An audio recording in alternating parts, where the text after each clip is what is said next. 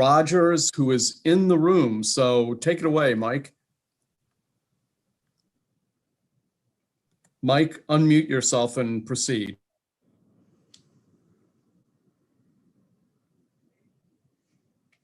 Okay, Mike, you're still muted. Thank you. I thought the host had me muted, but in any event, we're all set. Good afternoon, Chair Harvey, Vice Chair Stein, and members of the illustrious Environmental and Transportation Committee. I am Delegate Mike Rogers, and I'm here to request a favorable report for House Bill 70, which, by the way, was last year's House Bill 398, which passed the committee and the House, and just didn't get a reading in the Senate. This bill simply gives preferences to small minority and women-owned and veteran-owned businesses for loans under this particular program and other energy efficiency programs. So again, I request favorable support for House Bill 70. Okay, do we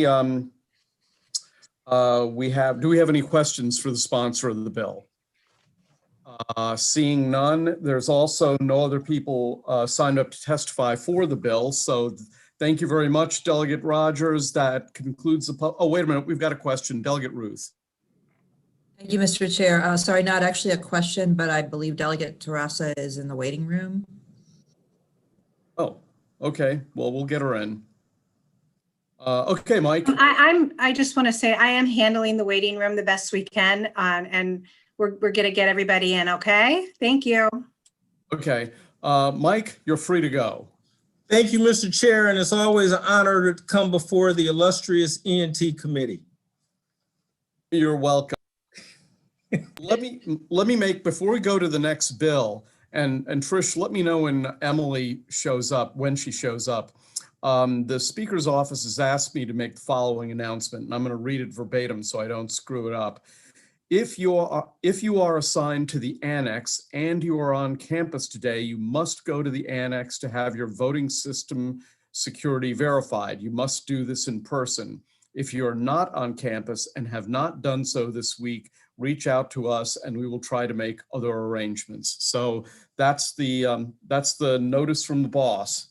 So, all right, I don't see Emily. So we will proceed to House Bill 164, Delegate Stein. Dana, you're muted. Yes, thank you. There we go. Sorry about that.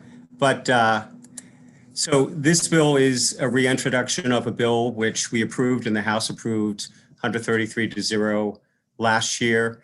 This bill would require MDE's Office of Recycling to evaluate current markets for recyclables. These markets have dried up because of a significant drop in overseas demand for recyclables. And so MD's office would make recommendations to improve them, target markets that need development, and work with the private sector to help develop demand. And numerous groups, including the Maryland Recycling Network, Baltimore County government, several private sector organizations support the bill. So I urge its passage. And happy to answer any questions. Are there any questions for the sponsor of the bill? Seeing none. Can I make a comment? Sorry. Oh, go ahead, Brooke. Sorry. Thank you. Thank you, Mr. Chair. Thank you, Vice Chair. As the work group on recycling and waste, I can't remember our name, waste management this year. This is certainly, we as a work group are not voting to endorse bills, but this was certainly an issue that came up a lot and is of great interest. Also, a number of groups, I think, missed the 48-hour deadline to submit testimony. So industry groups like AmeriPen and the flexible packaging industry, the wholesalers.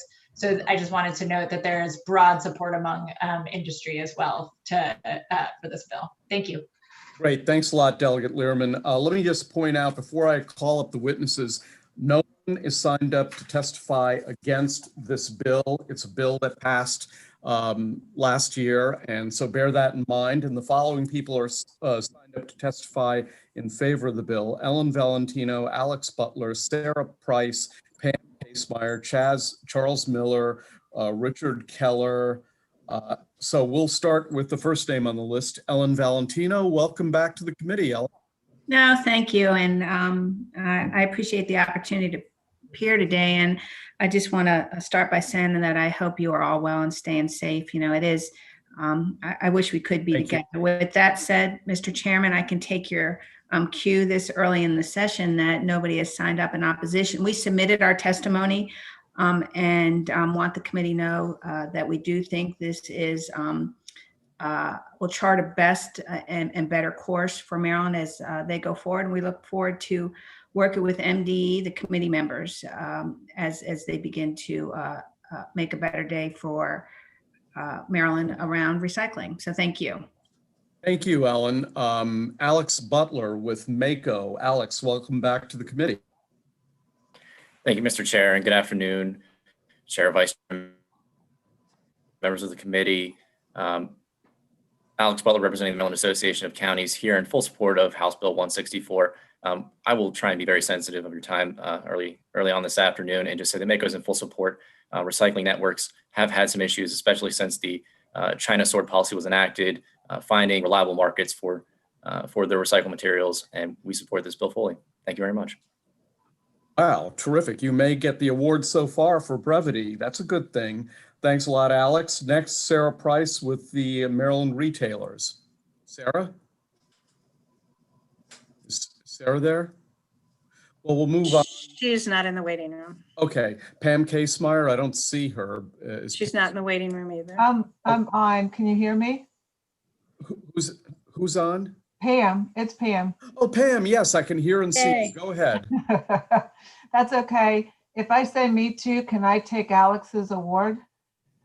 Yes, you can.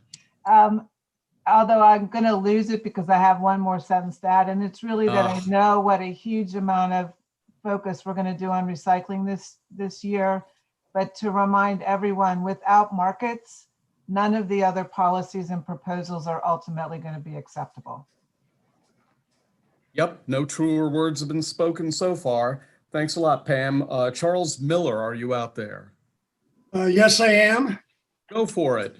Good afternoon. I'm Chaz Miller. I'm speaking on behalf of the Maryland Recycling Network, a coalition of state and local government recycling managers, private sector recyclers, and recycling advocates. Recycling does many things. Recycling creates jobs. Recycling conserves resources. Recycling reduces energy use. Recycling lowers greenhouse gas emissions. Recycling reduces the need for disposal options. Yet recycling cannot achieve any of this without markets for the raw materials we collect and process. We believe market development must be the centerpiece of Maryland's efforts to increase. The Environment and Transportation Committees. Was that my disembodied voice? Somebody had the YouTube live. That's okay. I muted Got everyone. it. Okay. And, great. and whenever I have to stop and mute people, the person speaking has to unmute themselves quickly. Okay. I'm unmuted and lost about 30 seconds. We'll give it to you. We believe recycling market development must be the centerpiece of Maryland's efforts to increase recycling.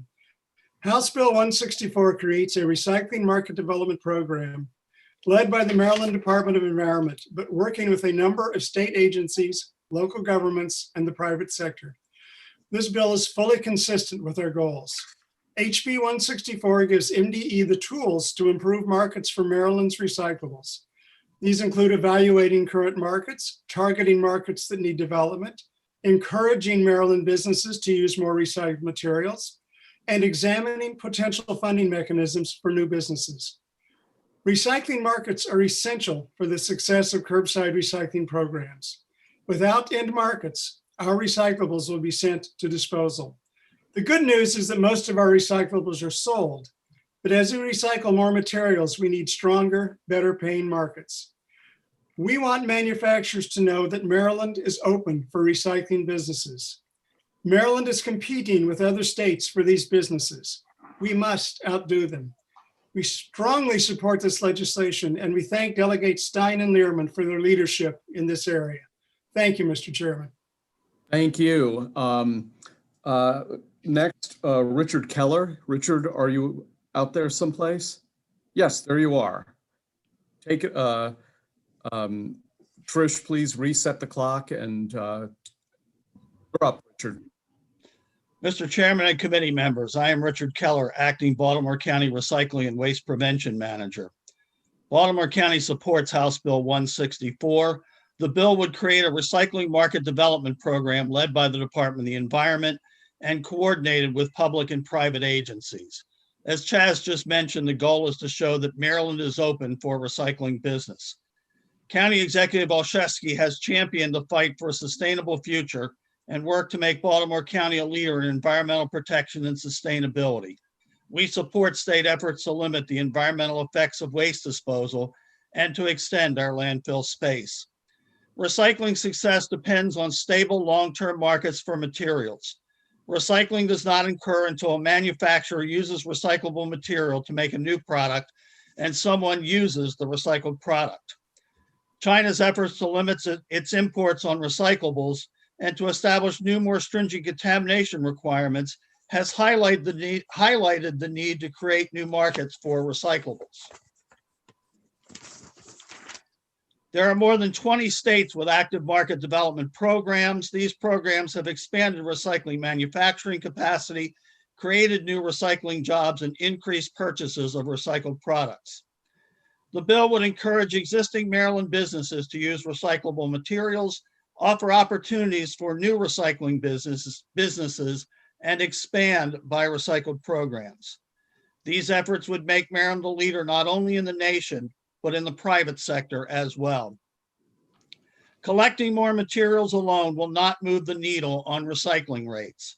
We also need a demand or market-driven effort to expand the use of recyclables in manufacturing and to build on Maryland's successful buy recycled efforts. House Bill 164 will generate savings in terms of recycling and energy use, raw material use, and greenhouse gas emissions. We should make this a centerpiece of our recycling efforts. Thank you very much. I'm going to call again to see if Sarah Price is available. Sarah, you out there? Apparently not. Okay, well, that was the last oral witness, and I just want to make a note of the fact that favorable written testimony is being offered by Aaron Greenfield, Josh Young, Charles Connor, Ryan Fredrickson, Jared Shablin, I guess that's how you pronounce his name, I can't remember.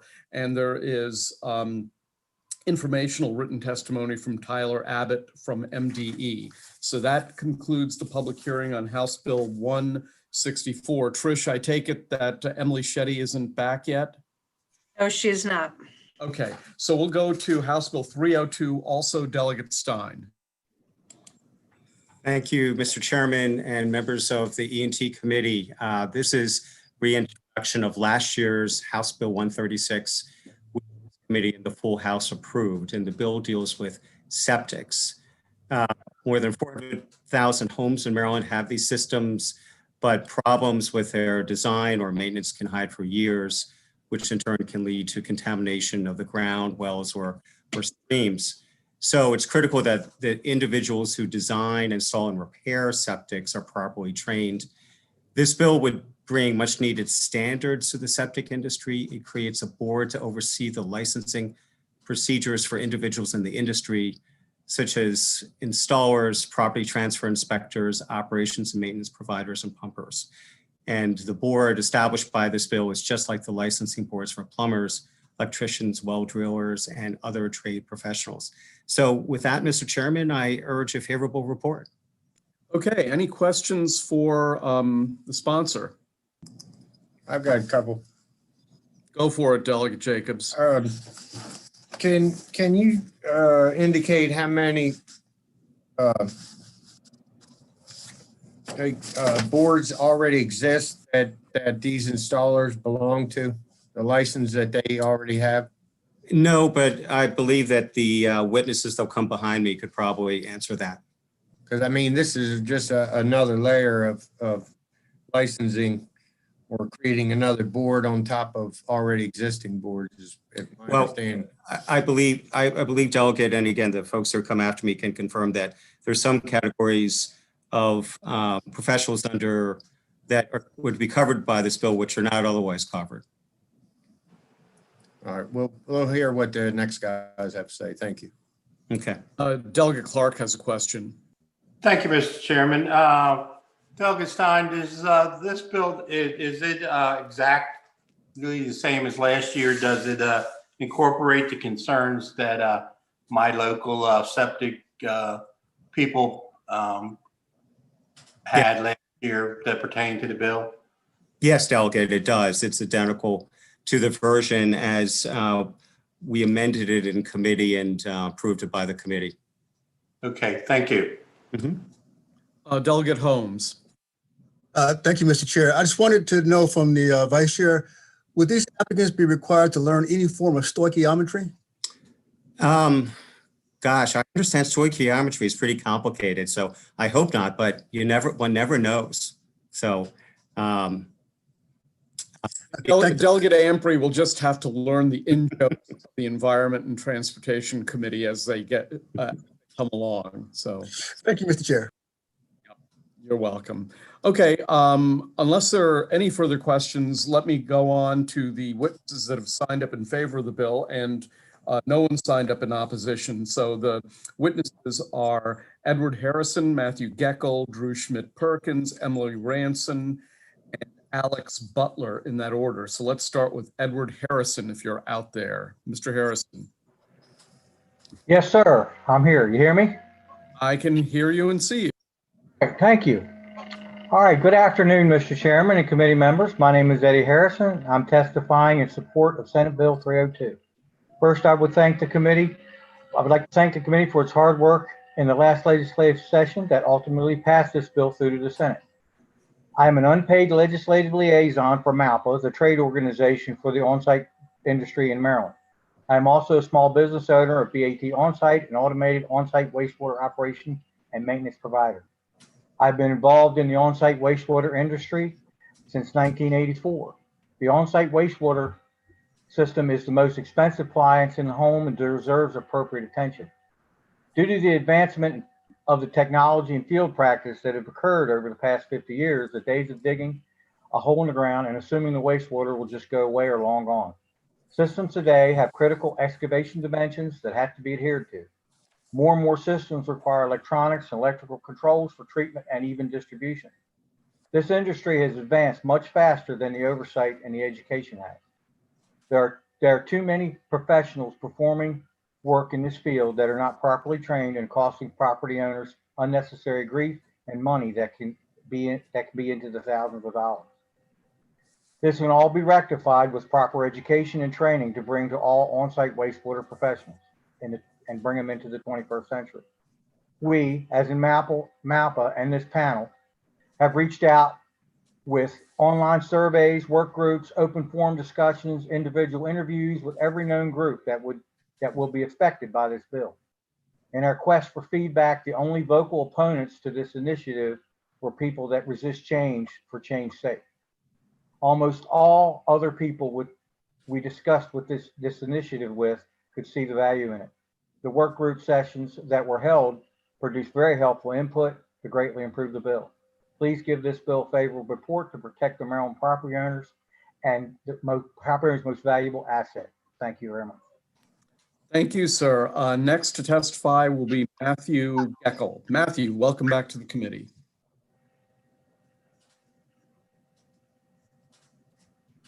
Are you there, Matt? Matt? He was there. I saw him a second ago. Can you hear me? Yes, I can hear and see you. Okay. Getting used to the 21st century technology. Thank you, Chairman and committee members, for all your hard work on this bill and get it passed last year, and hopefully we'll get it passed again this year. I'm Matt Geckel, a Back River Precast, testifying in favor of HB 302. I'll just make it quick and simple. There isn't a week that goes by that somebody doesn't call me up that has a problem with somebody who had worked in some fashion on their septic system, and now their system is failing, and they have nowhere to turn to get financial restitution for the improper work that was performed or done in inspections or design. This board will give them an opportunity for somewhere to go to seek help in financial restitution. Just like when somebody has their getting something done on their house, they can go to the Home Improvement Board, and the Home Improvement Board will provide them financial relief, providing they have a valid claim. And then they will take care of collecting the money from the contractor. Thank you very much. Thank you, Matt. Good to see you. Next, Drew Schmidt-Perkins. Drew, good to see you again.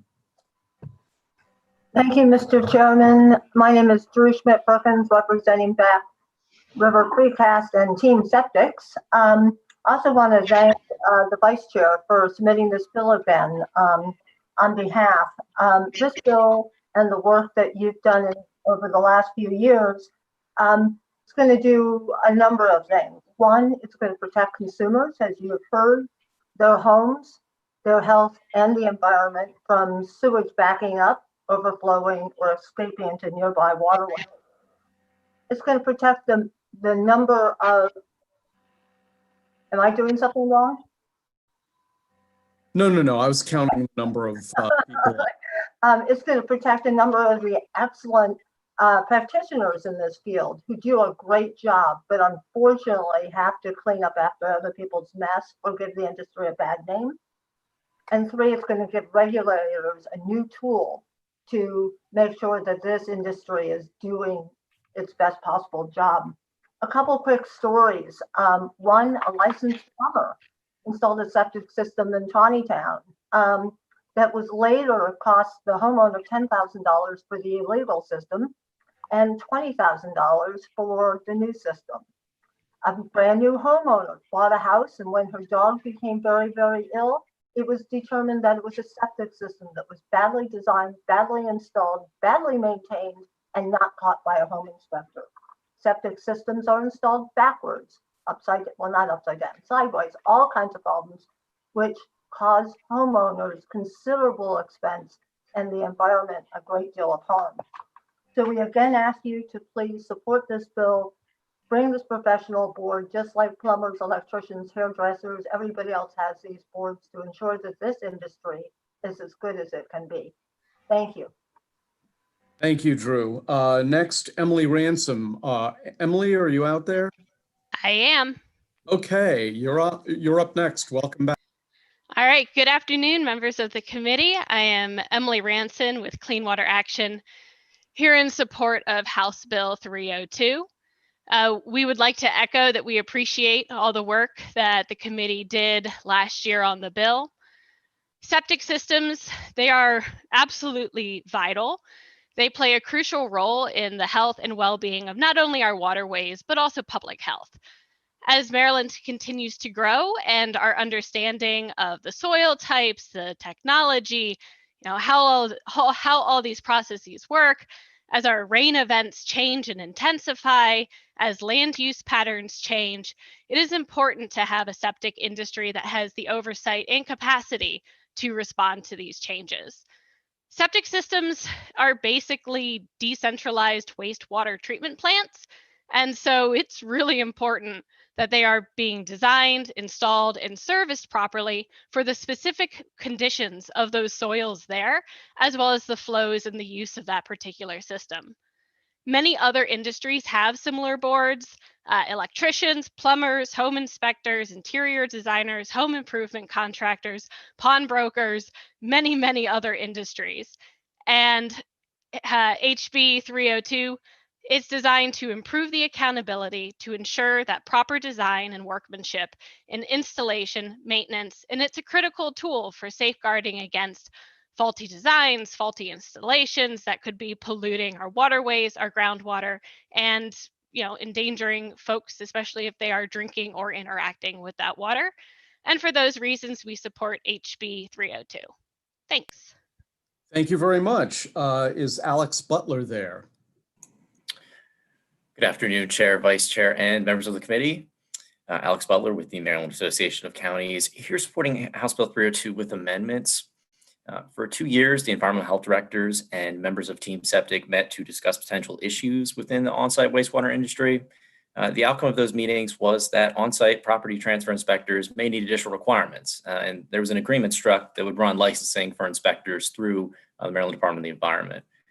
That objective is achieved in a separate bill, actually, House Bill 407, that will also be brought before the committee, I believe, later this year. The bill before you today creates a board of on-site wastewater professionals that would be designed to regulate the entire industry, from installers to pumpers and maintenance providers.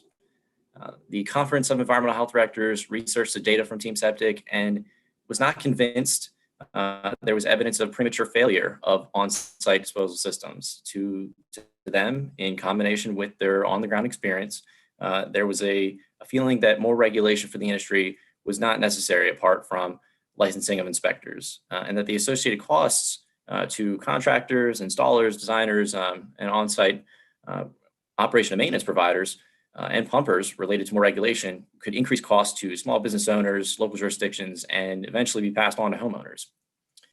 Environmental health professionals, there are currently delegated and operate under the authority of MDE with regulatory oversight of design, installation, and enforcement with respect to on-site disposal systems.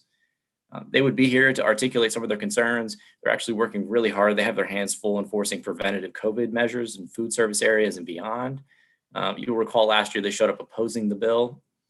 What we can all agree on is licensure for inspectors, and Mako and the conference are simply asking for a formal study to determine when and where licensure is the best option. And with that, I'll end my testimony. So we support both amendments. We just recommend a study as opposed to the full board. Thank you, Mr. Chair. So your amendment is to, before I open this up to questions, your amendment is to do what? To strike the bill and just have a study? Yes, Mr. Chairman, that would be the study. That would be what we would prefer. Last year, we were going to implement portions of the bill, the other bill that was just a Senate bill. This year, Delegate Stein has cross-filed that bill as well, so that bill will be before you. We wouldn't implement provisions from that bill that just license inspectors and put it into this one. This year, we're simply asking for a study, formal study in combination with the Conference of Environmental Health Directors and other stakeholders. Okay. Delegate Jacobs, do you have questions? Alex, if I think you mentioned there's the number of oversight organizations that are already in existence and the licensing that they already have. Perhaps you could go through that again. Go ahead, Alex. Sure. So currently, installers are licensed by, I believe, 19 out of 24 jurisdictions. And there are, we can agree that there are potential issues with inspectors. So we would recommend that inspectors also be licensed. I'm aware that there are certification for other members of the industry. I'm not sure there are a variety of different professionals in the industry. And I think some of the folks in the industry might be able to answer that question. But essentially what the environmental health directors are saying here is the installer and designer sort of certifications or licensure that is occurring at the local level, they feel that that's adequate. And then they can agree with Team Septic on the issue of inspectors. Thank you very much. Any other questions, Jay? No, that's it. Okay. Does anyone else have any questions? Mr. Chairman? Yeah, go ahead. Could I ask someone from the industry to answer that question? Yeah, I can answer the counties that don't have licensing, shockingly enough, two of them are Montgomery and Howard, two very well-developed counties that have many, many on-site systems. To me, they would definitely require licensing. The oversight is over the whole industry. It doesn't coordinate. That's the problem. It's not linked together to where the when things are installed, they don't keep the operation and maintenance in mind. There's lots of access points that are not there, and the homeowner has to pay extra to have it dig up. And usually they don't want it dug up. When you have property transfer inspections, now other than the faulty, everybody agrees property transfer inspection. We'll talk about that, but But when you have a property transfer inspection, it's very handy to have risers to grade on the manholes. On the septic tanks. It's very handy to have observation ports in the field. People cut these things off because they're a nuisance. And when the inspector comes out, he doesn't have access to them. So then you got to dig all the yard up to figure it out. And the seller at that time really doesn't want the yard dug up, because if the system fails, the sale doesn't go through and they've got a yard all messed up. So it creates there's lots and lots and lots of nuances. And I feel our biggest resistance is just people that just don't want change. There are the health directors. I don't know all the health directors in the state, but I personally know 6 of them that I talk to that are very in favor of this as an individual. So it's not all the health directors that are against it. So just. Mr. Geckel, do you want to comment? I looked like you wanted to answer. Basically, the only occupation that has any type of licensing in the on-site industry is installers. And I have never known a county to hold an installer who costs the homeowner thousands of dollars accountable. And I know of several instances. I mean, Carroll County, for one, had a licensed plumber illegally install a system, and it cost the homeowner $20,000 to get it fixed, and nothing was done to that plumber. Okay, any further questions? Yeah, I've got another question. Go for it, Jim. And either Mr. Harrison or Mr. Geckel can answer this, but don't each county health department has an inspection, they're part of the inspection process of any installation, isn't that correct? Yes, they are. So, if there's any, if things aren't being handled properly, then it looks to me like there's an issue with the local health departments.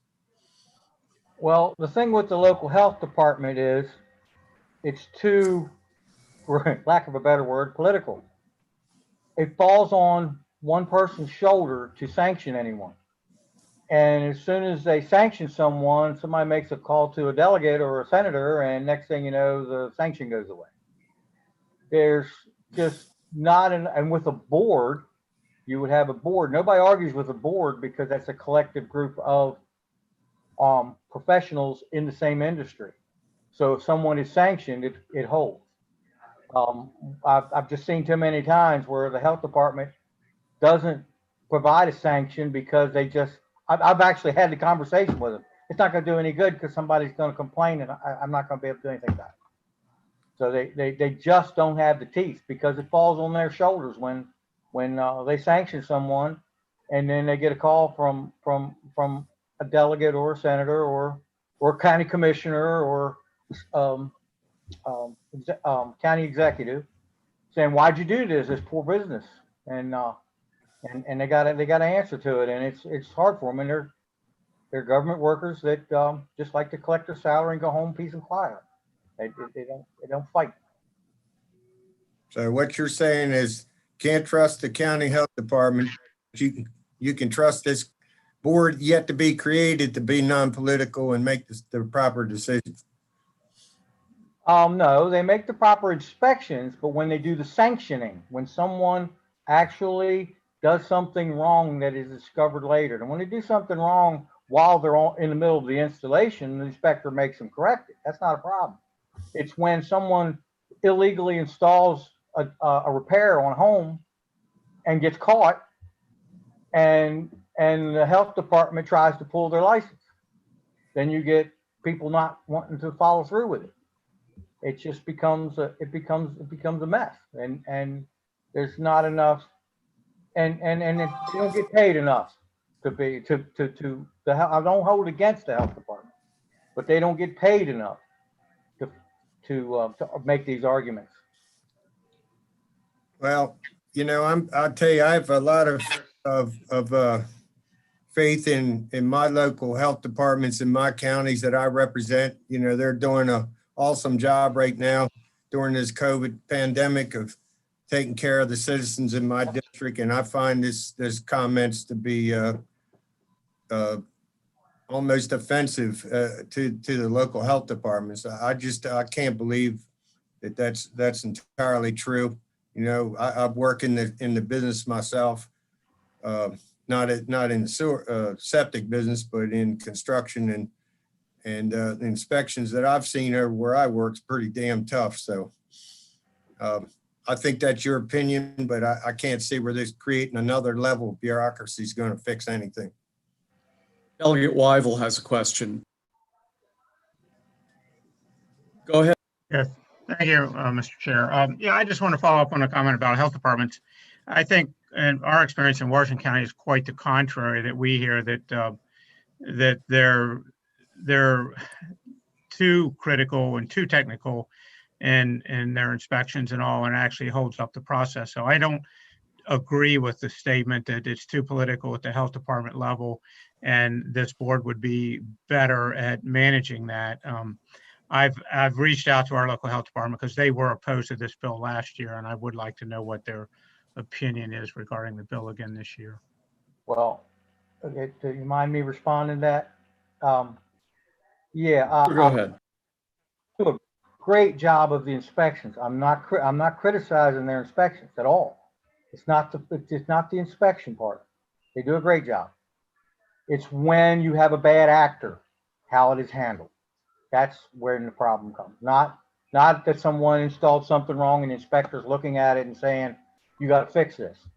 They usually end up fixing it, whether they like it or not. It's when you have someone do something that's illegal or hide bad installations and it's discovered at a later date, and then trying to get enforcement, trying to get the homeowner some compensation. There's nothing there. There's nothing there.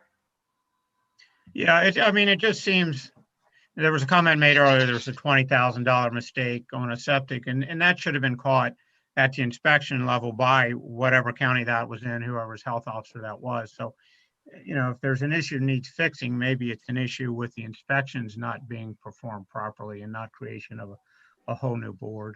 It's just my opinion. Well, Delegate. Well, you know what? I think we've gone in a circular pattern on this a bit. Are there any other questions from any other delegates who haven't had a chance to ask one? Or Will, do you have another different question? No, I'm good. Thank you, Mr. Chairman. Okay. I think we're just about done here.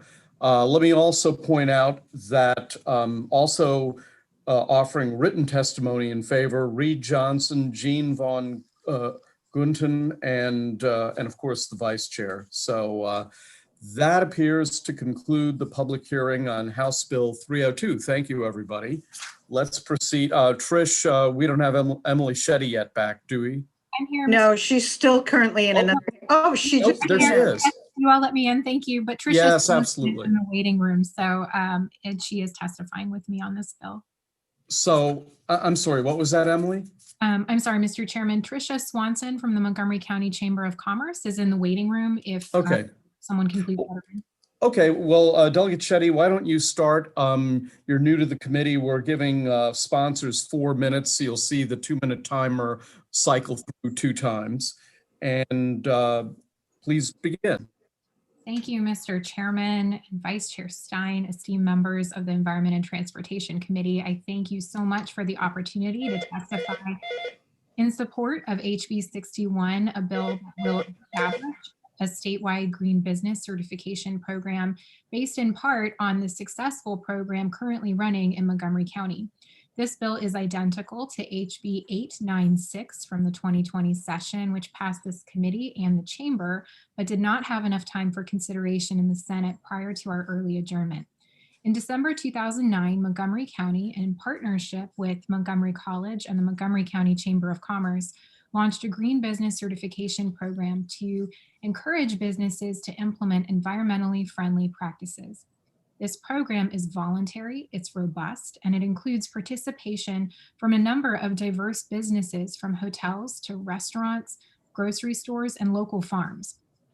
MDE requested amendments to HB 896 last session, which would enable Maryland to keep its existing green business registry while enabling the department to consult with Montgomery County to adopt enhancements to the program. This committee passed the bill as amended with support of MDE in 2020, and the bill passed out of the House after that. The version before you today is identical to the bill that passed the House. Respectfully, I request a favorable report on HB 61. Thank you. Thank you very much, Delegate. Any questions for the sponsor of the bill? Okay, go ahead, Delegate Terraza. Yeah, Delegate Shetty, I understand that since the bill passed the last session, the department has made some improvements to the state program. Can you share a little bit about that and why this bill is still necessary? Yeah, thank you so much, Delegate. I really appreciate the question. And I know that Tricia Swanson from the Montgomery County Chamber has some additional thoughts and feedback to add to this. So once she testifies, if it's okay with you, I'd like for her to have an opportunity to share some feedback too. But the department did reach out to Montgomery County in response to the Chamber passage of this bill. They did make a couple of improvements to the program. There's still some room for improvement, which is why we're still pursuing the effort this year. And I know Tricia would like to add some specific feedback. So if I may defer to after her question for the balance of the answer. Thank you. Thank you, Delegate. Delegate Clark has a question, and then Delegate Weigel in that order. Thank you, Mr. Chairman. Delegate, real question. Where you say here that the Department of Environment will administer a certification program, does that mean that the inspections for this certification will be done by the state? Well, so as I understand it, Delegate, and this is a great question, thank you so much for it. In Montgomery County, our local department has the program that provides the local certification, and Tricia can give a lot more specific feedback about how that operates locally. But this would be essentially just building upon the existing Green Business Registry, making it a bit more robust and allowing for the department to continue its good work. So, Yeah. One other quick question. Or really, it's a two-part question. Is there a fee that these restaurants or establishments would have to pay to be certified into this program? That's a great question. I think it would be up to the department on how they'd like to administer it. There's nothing in this bill that would require collection of any fees. But if the department decides that it would like to assess one, I don't think that there's any language that would prohibit it. In Montgomery County, one of the ways that we operate our program, which I think is something that the state could consider, is that companies who opt to participate in our local program, if they already have an existing certification, there are certain certifications that are transferable and recognized by Montgomery County. So they can just show, like, for example, that they have a B Corp certification, or that they have a certification of another type that demonstrates that they adhere to green business practices, and so they don't have to, there's no like duplicate fee assessed as a result. They just get an additional certification from the county that they can then market to their customers and say that in addition to being a B Corp certified business, they are also registered as a green business in Montgomery County. So this is really more of providing local businesses an incentive rather than a penalty. Okay, and one last question. Does Montgomery County have any grant programs or any subsidies that they're offering these restaurants and businesses that aren't as profitable as some to be able to build their business out and adhere to green practices so that they're not if they're not financially able to do that, it kind of makes them a lesser favorable place for citizens to go to. I mean, it's kind of like picking winners and choosers, labeling through government programs, and it concerns me that there's businesses that do a tremendously wonderful job with green programs and environmental things, but don't necessarily have the resources to to qualify for this designation. And I was just wondering, is there any help out there in the Montgomery program that helps these folks out? That's a great question, Delegate. Thank you for asking it. I know that our county has put out a number of different business incentive programs, particularly over the last year, as many of our many across the state have been struggling due to the pandemic. So I'd have to defer to specifically whether any of them are targeted towards green businesses to Tricia, who is with our Montgomery County Chamber and is much more well-versed on like all of the existing programs that exist locally. So if you don't mind, I'd love for Tricia to answer that once she testifies. Thank you very much. Yep. Delegate Weigel. Thank you, Mr. Chairman. My issue with the bill last year was it had, I think it was a $400,000 fiscal note. And I noticed this year, MDE says there is, or the fiscal note says there is none because MDE is already fulfilling the requirements of the bill. So I don't expect you to know this, but maybe you could find out, do we know if MDE actually spent $400,000 to fulfill the requirements of, last year's bill? Delegate, that's a great question. So as I mentioned in my testimony, the bill is introduced, which is what the initial fiscal note referenced last year, had the 400,000 note. However, we adopted amendments that MDE requested that, again, would just essentially enable the state and the county, our county, to coordinate so that they can learn best practices and how to boost their existing program, which is why I anticipate, the fiscal note dropped significantly. And so I don't believe that they spent 400,000, but I don't have specific knowledge to that. And certainly I'm happy to reach out directly, although I'm sure that they may reach out to you with an answer as well. So since they've already adopted the practices, is the concern that you just want the bill to make sure they continue that, or? I believe that a number of the practices have been adopted. However, there's still room for improvement. And as I noted in my answer to Delegate Terrasa, Tricia Swanson, who's testifying after me, sir, has some very specific feedback on additional ways that the program can be improved. And so I would love for her to have an opportunity to share some of those thoughts as well. So they're definitely heading in the right direction. But I do believe that this bill is still necessary. Okay, thank you. Thank you, Delegate. Any further questions for the sponsor?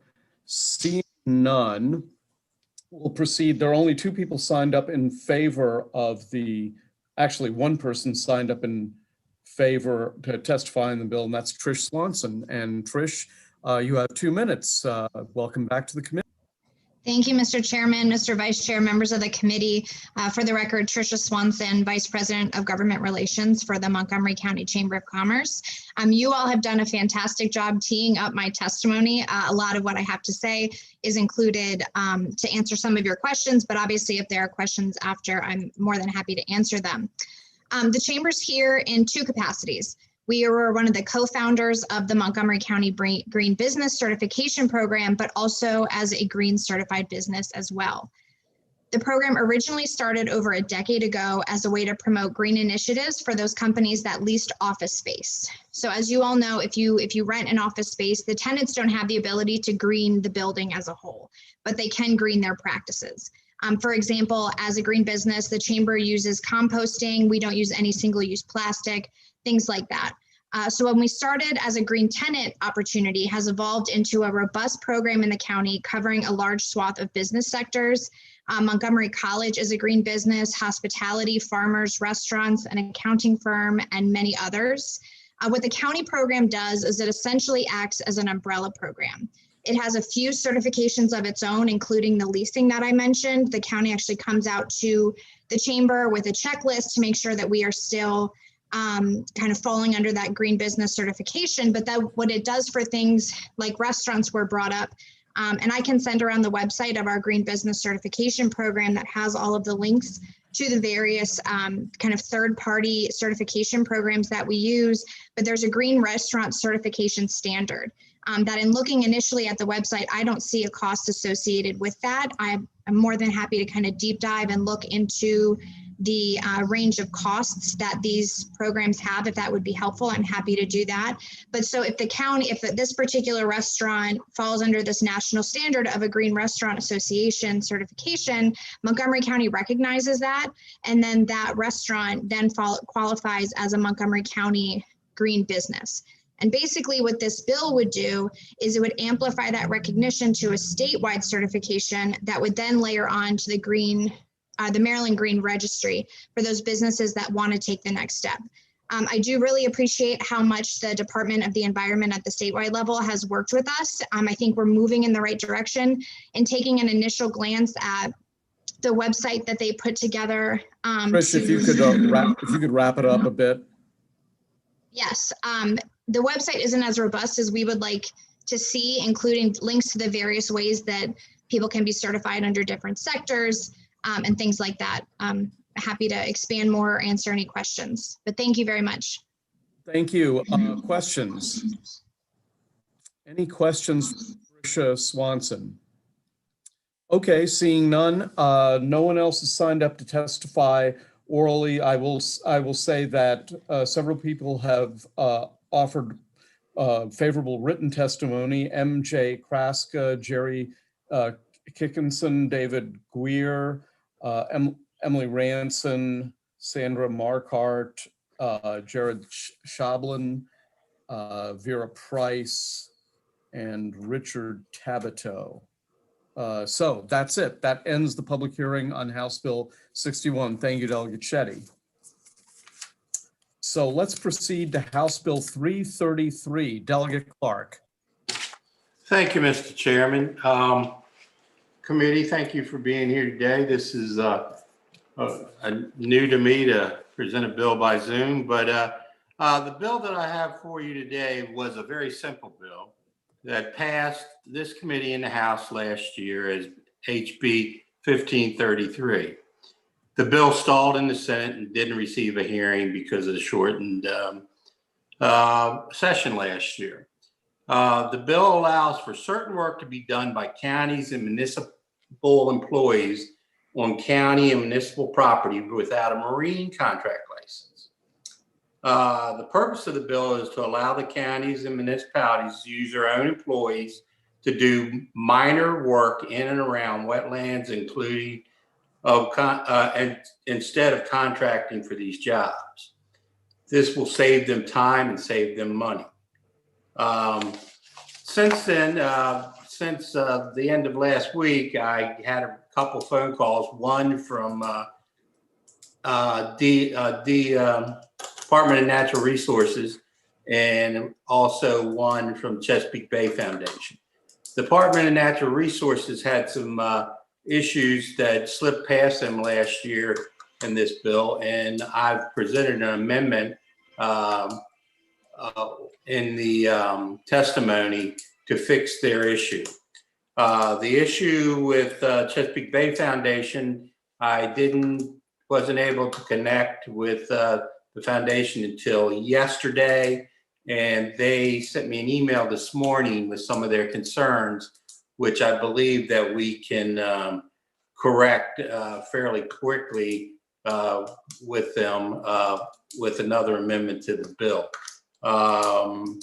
Having said that, I want to thank you for your time, and I respectfully ask for a favorable report. Once I get this last amendment drawn up, I do understand Chesapeake Bay Foundation's issue, so I want to work with them to try to fix that. So that kind of concludes my presentation of the bill. Okay, thanks, Delegate Clark. Any questions for the sponsor of the bill? Okay, seeing none, the only other person signed up to testify is opposed to the bill, and that's Doug Myers of Chesapeake Bay Foundation. Doug, you have the floor. Good afternoon, members of the committee and chairman. Nice to virtually see everybody again. Yes, we are in conversation with Delegate Clark's office about some amendments. We are so because of the time difference, the written testimony does read opposed. What we wanted to bring to attention was not necessarily the the fact of having to hold a license in order to do the work, but some of the list of activities that I think are considered de minimis risk to human health or the environment, specifically under the context of sea level rise. We don't think it's appropriate to have construction of tide gates that are designed to prevent the encroachment of salt water. We're not considering those de minimis activities from the human health and the environment standpoint. Neither would we consider the repair replacement of a tidal impoundment dike for much of the same reason. So I think the amendments that we've offered the delegate to strike certain ones of certain activities from that would help to narrow the scope. The third category of the board deciding which of those activities are de minimis, and we're still a little nervous about that without a specific list of activities, because some of these things do have unintended consequences. As far as the licensure of the county staff, I myself hold a marine contractor's license. It's not a completely onerous activity to get one of these licenses, but I think it is important that the training you get while getting this license does clue you into some of the interactions between construction activities and tidal wetlands and how those can be diminished through inappropriate construction. So the training that you get in getting a tidal wetlands license, I think if the state employee or the state or the local employees were to receive that training, I would have less concern about the list of activities. So again, we're currently registered as opposed, but willing to consider some amendments that would make us supportive. Okay, before I open it up to questions, Delegate Clark, I have one simple question for you. Do you have a Senate cross file on this bill? No, I don't. Okay. Okay, questions for Mr. Myers? Seeing none, I will just mention that also signed up in favor with written testimony is Susan Simons of the Maryland Association of County Parks and Recreation Administrators, also Tyler Abbott who is favorable with amendments, and it's written. So I'll have, Jerry, I'll have you straighten all that out. Maryland Department of the Environment, also informational testimony written by Lisa Usler. So that concludes the public hearing on House Bill 333. Let's proceed to House Bill 391. Is the sponsor Delegate Hartman around? Yo, Delegate Hartman. Yes, thank you. I am here. All right, Wayne, you're on. Great. Thank you, Mr. Chair, You've Mr. got, Vice Chair and members. You've got 4 minutes. The 2-minute counter will cycle 2 times. Thank you. Once again, thank you, Mr. Chair, Mr. Vice Chair, members of the committee. A special shout out to Delegate Boyce, who has been very helpful over the last 2 years with this particular bill. I will say I do prefer meeting in person. If you remember last year, when I came into your committee room, running from one committee room to another, I was very winded. And one of our members heaped abuse upon you for physical suggested a gym membership. So if any of you see me this year, you know I haven't taken his advice. I have gone to my cardiologist and had a stress test to relieve all your fears. Everything seems to be fine. So anyway, moving on with the bill. So the bills introduced this year is identical to what passed in your committee and on the House floor. We did amend the bill to match identical with what had passed. I don't want to overwhelm you with testimony, but for those who weren't here last year, I would like to just recap some of the highlights. So the purpose of the bill is to ban the intentional release of a helium balloon into the atmosphere. When a balloon is released, best case scenario is it becomes litter. Oftentimes it's much worse. Mylar balloons can travel hundreds of miles for a period of over 2 weeks. And oftentimes they land in the waters, in the ocean, the bays, and so forth. Unfortunately, these are often confused as food for sea life, and the ribbons and so forth attached can cause entanglement. So the outcome is often fatal for the marine life. In 2018, one of the families that testified last year, the Bloom family, started a balloon roundup. In 19 months, they collected over 2,800 balloons from the ocean and beaches. Just tells you how big the problem is. In one day, somebody picked up 20 balloons off the beach of Assateague. If you ever seen the mouth of a leatherback turtle, lots of teeth. If a balloon or something goes in, you know it's not coming out. So it's often a fatal result. I want to remind you last year in the testimony of a photo that we had of a wild pony on Assateague that was had a balloon in the ribbon entangled and hanging from its mouth. Oftentimes, these balloons are found in large clusters on the ocean. As somebody who spends a lot of time fishing offshore, I've got to tell you, it's not uncommon to see a bundle of balloons, and maybe 10 to 25 in a bundle. And some of these balloons are very much looking like sea life when they're floating. We had a picture of a bundle of balloons in the Chesapeake Bay as well. If you recall last year, there was a lot of support, including support from the Farm Bureau. It's not only a problem in water, but on land. The Farm Bureau testified as to entanglement in equipment for farmers, bundles of balloons coming down spooking livestock. So the problem is widespread. In closing, I ask for your support so we can pass this important piece of legislation. As the only delegate that represents Maryland's coast, I want to thank you in advance for your support. I want to remind you that several counties have already passed similar legislation and several states around us have as well. So I want to thank you again for your time and take any questions you might have. Sure, we've got a question from Delegate Ruth and so far. So, and then the Vice Chair. Thank you, Mr. Chair. Delegate Hartman, just to clarify, I think I understand that you're amending the bill to restore the exception for amateur radio operators with radio trackers. Correct. That is the amendment that was on the bill, so that it is identical in the form that it passed your committee in the House last year. Thank you so much. Thank you. Delegate Stein. Thank you, Mr. Chairman. My question was just asked and answered. Thank you. Okay. Any further questions for the sponsor of the bill?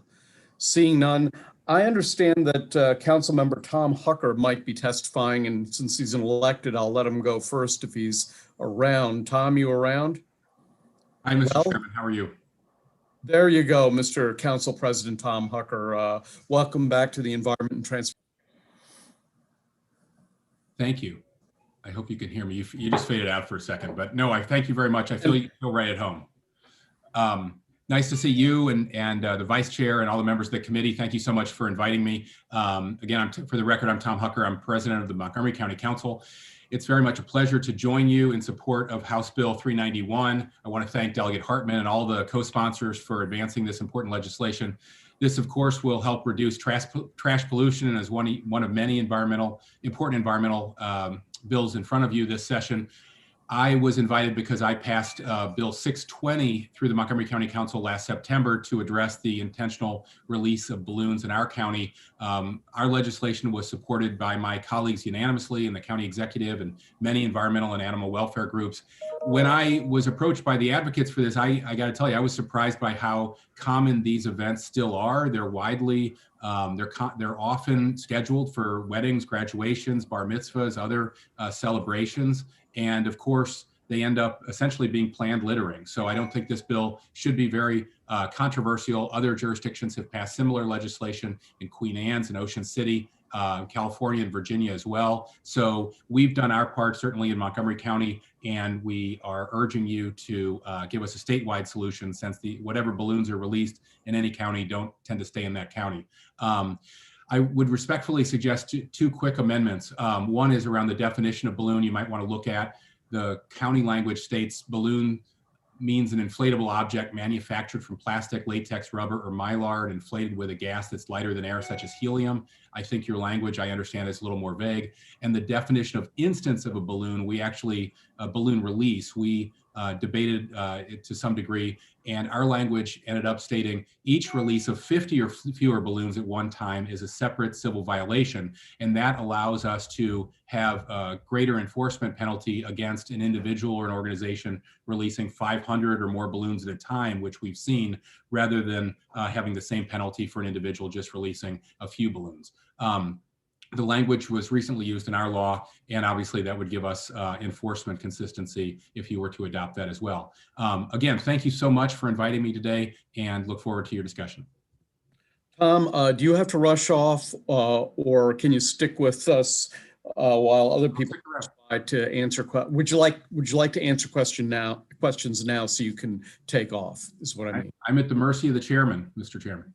Okay, well, let's trying to be nice. Okay, well, we'll go to the following people are signed up in favor of the bill: Cindy Dillon, some guy named Shane Robinson, Catherine Kohlberg, Laura Bankley, Matt Grove, and John Falstead, in that order. So is Cindy Dillon around? Cindy? Yes. Can you hear me? Yes, we can hear you and see you. And I just want to point out to all the people who are about to testify, nobody has signed up in opposition to this bill that passed last year. Thank you. Go ahead. Good afternoon, Chairman Barve and members of this committee. My name is Cindy Dillon, and I am testifying on behalf of the 75,000 members and supporters of the Maryland Sierra Club to urge a favorable report on this bill. The Sierra Club has also submitted written testimony. Prohibiting the intentional release of balloons is a straightforward way to eliminate a source of harmful litter. 3 Maryland counties have already passed similar legislation, and a statewide ban makes sense, as released balloons may travel great distances, becoming a source of litter that doesn't recognize county boundaries. Colorful balloons floating up into the sky have been thought of as a beautiful tribute to a loved one or a way to celebrate an important event. But unfortunately, these balloons eventually return to Earth as litter, and as previously mentioned, often tangled in trees and floating in waterways. Also mentioned already is how the balloons are recognized as a dangerous type of marine debris. Much like plastic bags, when balloons and their attached ribbons are floating in the water, they can be ingested and cause serious injury and death to birds, fish, and turtles. And also mentioned already is the horse on Assateague Island who was seen choking on a balloon. There are many other ways to honor a loved one or mark a special occasion, such as planting a tree or a flower garden, floating flowers or flower petals down a stream, lighting candles, or drumming. For celebrations, one might choose to use ribbon dancers, kites, or pinwheels, or blow bubbles. We hope that a bipartisan passage of House Bill 391 will spark an even wider conversation about the alarming problem of single-use plastic pollution, and we respectfully request a favorable report. Thank you. Thank you very much. I love the bill, but I certainly don't want to encourage people to start drumming. So, okay, next, Shane Robinson. Shane, are you there? I'm here, Mr. Chairman. Thank you. Oh my God, look at him. Character, an easy rider. This is what 10 months in a cave does to you. But thank you, Mr. Chairman, Mr. Vice Chairman, members of the committee. I'm some guy named Shane Robinson, here representing Trash Free Maryland in support of House Bill 391, and I would like to say, me too. Excellent, excellent work, Delegate Robinson. Okay, next up is Catherine Kohlberg. Catherine, I saw you out there someplace. Yes, thank you, Chair Barve and members of the committee. My name is Catherine Kohlberg. I'm a Maryland resident and Director of Marine and Wildlife Protection at the Humane Society of the United States. Thank you for the opportunity to speak today, and thank you for your overwhelming support of this bill last year. We have submitted written testimony that explains in more detail how important this reform is to protect our birds and marine animals. On behalf of our members and supporters and the humane agenda that HSUS fights for, we are grateful to see the momentum for this reform continue with this early hearing and hopefully an early favorable vote. We also support the 2 technical amendments that Councilmember Hucker mentioned previously. We believe they will make the state legislation stronger and clearer. However, our support is not conditional upon these amendments. I did want to add that Jay Falstad from Queen Anne Conservation Association was signed up to speak. He did have a conflict, but you have his written testimony and he strongly supports this bill. Thank you for your early consideration of HB 391. Thank you, Ms. Kullberg. Next, Laura Banky. Laura, are you out there? I am here. Okay, go for it. Thank you, Chairman Barve. Thank you, members of the committee. My name is Laura Banky. I'm the Vice President of Conservation Programs at the National Aquarium, and we're here to ask for your favorable report for House Bill 391. The only thing I would like to add on top of what you've already heard, including what Delegate Hartman spoke about in the beginning, is that recently, as far as November of last year, a report has come out about the impacts of plastic pollution, and in particular balloon pollution, on our marine animals in US waters. So we have real numbers to go behind some of the shocking sound bites that we often hear, but they've recorded about 1,800 different animals being impacted by plastic pollution, and they have named balloons and balloon strings as one of the most insidious pollution that affects not only animals through ingestion, but entanglement. So with that data behind us, we again ask for your favorable report for House Bill 391. Thank you. Thank you, Ms. Banky. Next, Matt Grove. Hello, I'm Matt Gove. Gove, sorry. No problem. From the Surfrider Foundation, I'm giving comments today for the Ocean City chapter of Surfrider Foundation, which is a bunch of volunteers that love the beach, love the ocean, and are at work right now. So I'm giving testimony for them. Thank you so much, Chair, and this committee for passing this bill last year, and we hope you'll support it again this year. And we do beach cleanups all the time. Keeping our beaches clean, and we find balloons all the time. So we're really happy that this is being pushed forward, and we thank you for your support. Thank you. Okay, are there any questions for any of the witnesses on this bill? Any questions? Apparently not. And with that, I'll just point out that writing in favor of the bill, Josh Tulkin for the Sierra Club, Lisa Radoff, Billy Weiland, Jared Shablin, Kate Dolowski, Ryan Fredrickson, Colby Ferguson, Mark Sutherland, Benty Cooney, Jacob Ross, Bernie Bunting, William Chambers, a cast of thousands. So seeing no further questions, that concludes the public hearing on House Bill 391. Thank you to all of you. But wait, could this be the last bill? Yes, it is. It's the last bill. So before we adjourn, are there any announcements or virtual high five? Thanks, Cornbread. Yes, Doug Gilchrist. Thank you, Mr. Chairman. The Subcommittee for Natural Resources and Ag will have its first subcommittee meeting Tuesday after hearings. Very well. Any other announcements? Delegate Vice Chair of the committee.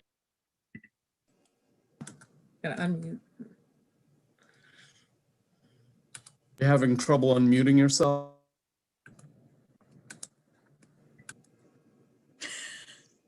Dana, we can't hear you.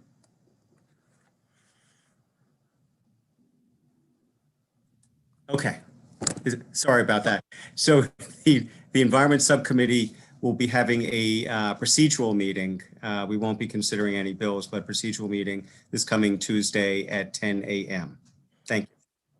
By the way, gang, a very easy way to unmute yourself is by holding down the space bar on your keyboard, which is what I'm doing right now.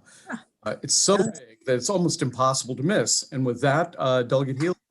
Yeah, the Subcommittee on Local Government and Bi-County Agencies will have a practice session so we can figure out, so I and my staff can figure out how to use the Zoom and host it. So that will be at 4 o'clock on Monday afternoon. Right, that means the members of that subcommittee are mere fodder for Delegate Healy and her staff.